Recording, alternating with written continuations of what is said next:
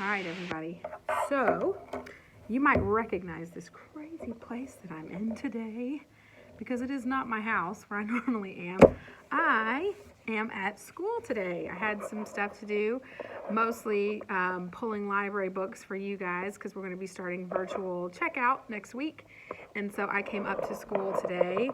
Look, I'm going to do one of these crazy spin things. Look what. Oh, we're in the library. So, I'm doing a first chapter Friday from the Schaffner Library. Look, I'm wearing my Schaffner Library shirt today, too. And the book that I'm going to be reading is not a new book, which most of the time I'm going to try to read you new books, but I had to pick this one up because it's really special. And some of you need to ask your parents, hey, have you heard this book before? And the reason that I'm reading it, I will tell you in just a second. It is called The Wayside Stories from Wayside School. I went back and forth on whether to read this one or this one. And the reason is because this is written by one of my favorite authors of all time, Sachar.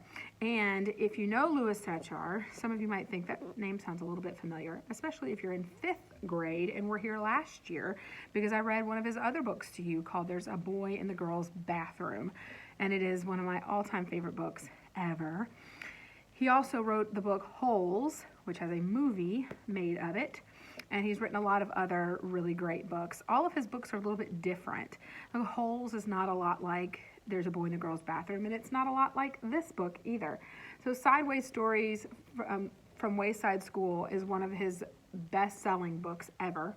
And then he did not intend for it to become a series, but kids liked it so much that he decided to make more of them. And if you can believe it, this book, which has been popular for so long, was actually written. And if you don't know how to look for when it's written, there's a copyright date inside. We call it the copyright page. It was written in, I'm going to get real close there. Oh, is it going to zoom? 1978. That, my friends, was not very, that was a very long time ago. I was going to say it was not real close to now, but that doesn't sound like a good sentence. It was a long time ago, before I was born, and I'm not that young. And he wrote a few of them in the series, and his last one that he wrote as a part of the Wayside series was in 1995, which was actually a pretty long time after 1978. So he wrote a few of them in the series and then stopped. And then for some reason, he decided that he wasn't done, and he wanted to write one more, that the Wayside School series was not finished, and decided this year, in 2020, he wanted to write one more. So he came out with this book, which is called Wayside School Beneath the Cloud of Doom. And so this is the newest one, and this is the reason I wanted to read you this one, because while most of the time I'm probably going to read you mostly new books, or at least newer books, I wanted you to hear the original from the very beginning of the series instead of the brand new one. But if I'm feeling spunky, maybe next week or in a few weeks, I'll read you this one. So these are both available for checkout, but the whole series is also available for checkout. So if you like this one, then you can go and check out the other. So if you went to the website and you saw the Google form for where you can go and fill out like series that you like, you can also go to that Library World link. That's the one that looks like an open book with a globe on top. And you can actually put this book on hold. Same with the blended book from last week. You can put those on hold and actually say, I would like to check that book out. So I'll be reading this very first chapter. And just like last week, before I get started, I'm going to actually read you the information on the back as well. It says, there's been a terrible mistake. Wayside School was supposed to be built with 30 classrooms all next to each other in a row. Instead, they built the classrooms on top of one another, 30 stories tall. The builder said that he was very sorry. That may be why all kinds of funny things happen at Wayside School, especially on the 30th floor. You'll meet Mrs. Gorf, the meanest teacher of all, Terrible Todd, who always gets sent home early, and John, who can read only upside down, along with all the other kids in the crazy mixed up school that came out sideways. But you'll never guess what's in store for Wayside School on Halloween. Part of Louis Sachar's popular Wayside School series, this nutty story about the confused antics at Wayside School remains a classic for readers who like their books slightly sideways. So I'm going to read the very first chapter, called Mrs. Gorf. Mrs. Gorf had a long tongue and pointed ears. She was the meanest teacher in Wayside School. She taught the class on the 30th floor. "If you children are bad," she warned, "or if you answer a problem wrong, I'll wiggle my ears, stick up my tongue, and turn you into apples." Mrs. Gorf didn't like children, but she did love apples.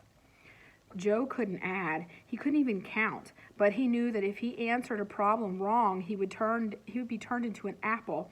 So he copied from John. He didn't like to cheat, but Mrs. Gorf had never taught him how to add. One day, Mrs. Gorf caught Joe copying John's paper. She wiggled her ears, first her right one, then her left one, stuck out her tongue, and turned Joe into an apple. Then she turned John into an apple for letting Joe cheat. "Hey, that isn't fair," said Todd. "John was only trying to help a friend." Mrs. Gorf wiggled her ears, first her right one, then her left, stuck out her tongue, and turned Todd into an apple. "Does anybody else have an opinion?" she asked. Nobody said a word. Mrs. Gorf laughed and placed the 3 apples on her desk. Stephen started to cry. He couldn't help it. He was scared. "I do not allow crying in my classroom," said Mrs. Gorf. She wiggled her ears, first her right one, then her left, stuck out her tongue, and turned Stephen into an apple. For the rest of the day, the children were absolutely quiet, and when they went home, they were too scared even to talk to their parents. But Joe, John, Todd, and Stephen couldn't go home. Mrs. Gorf just left them on their desk. They were able to talk to each other, but they didn't have much to say. Their parents were very worried. They didn't know where their children were. Nobody seemed to know. The next day, Kathy was late for school. As soon as she walked in, Mrs. Gorf turned her into an apple. Paul sneezed during class. He got turned into an apple. Nancy said, "God bless you," when Paul sneezed, and Mrs. Gorf wiggled her ears, first her right one, then her left, stuck out her tongue, and turned Nancy into an apple. Terrence fell out of his chair. He was turned into an apple. Marisa tried to run away, and she was halfway to the door, and Mrs. Gorf's right ear began to wiggle, and when she reached the door, Mrs. Gorf's left ear wiggled. Marisa had opened the door and had 1 foot outside when Mrs. Gorf stuck out her tongue. Marisa became an apple. Mrs. Gorf picked up the apple from the floor and put it on her desk with the others. Then a funny thing happened. Mrs. Gorf turned around and fell over a piece of chalk. The 3 Erics laughed. They were turned into apples. Mrs. Gorf had a dozen apples on her desk. Joe, John, Todd, Stephen, Kathy, Paul, Nancy, Terrence, Marisa, and the 3 Erics, Eric Fry, Eric Bacon, and Eric Ovens. Louis, the yard teacher, walked into the class. He had missed the children at recess. He had heard that Mrs. Gorf was a mean teacher, so he came up to investigate. He saw the 12 apples on Mrs. Gorf's desk. "I must be wrong," he thought. "She must be a good teacher if so many children keep bringing her apples." And he walked back down to the playground. The next day, a dozen more children were turned into apples. Louis, the yard teacher, came back into the room. He saw 24 apples on Mrs. Gorf's desk. There were only 3 children left in the class. "She must be the best teacher in the world," he thought. And by the end of the week, all of the children were apples. Mrs. Gorf was very happy. "Now I can go home," she said. "I don't have to teach anymore. I won't have to walk up 30 flights of stairs ever again." "You're not going anywhere," shouted Todd. And he jumped off the desk and bopped Mrs. Gorf on the nose, and the rest of the apples followed. Mrs. Gorf fell on the floor, and the apples jumped all over her. "Stop," she shouted, "or I'll turn you into applesauce." But the apples didn't stop, and Mrs. Gorf could do nothing about it. "Turn us back into children," Todd demanded. Mrs. Gorf had no choice. She stuck out her tongue, she wiggled her ears, and this time only her left one was first, and then her right, and turned the apples back into children. All right, said Maricha.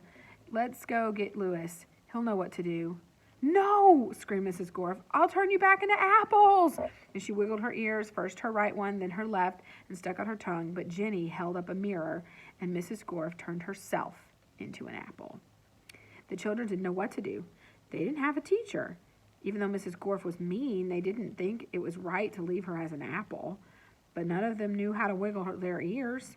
Louis, the yard teacher, walked in. Where's Mrs. Gorf? He asked. Nobody said a word. Boy, am I hungry, said Louis. I don't think Mrs. Gorf would mind if I ate this apple. After all, she's always got so many. He picked up the apple, which was really Mrs. Gorf, shined it up on his shirt, and ate it. All right. So that is the very first chapter of Sideways Stories from Wayside School. So remember, each one is about another one of those silly floors that's on the at the school that is built sideways. So if you liked that book, remember that you can select that one in Library World and continue to read them too. So, all right. Thank you, guys.